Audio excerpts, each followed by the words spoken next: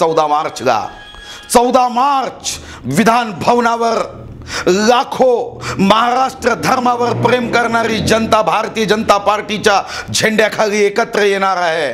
आपणही या महाराष्ट्र धर्माला जागवण्यासाठी चला मुंबईला, या राज्याची तिजोरी लुटणाऱ्या सरकारला इशारा देण्यासाठी चला मुंबईला।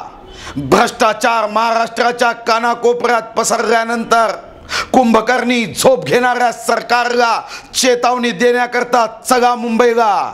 महाराष्ट्र धर्म जागवूया, महाराष्ट्राची आन बान शान कायम ठेवूया।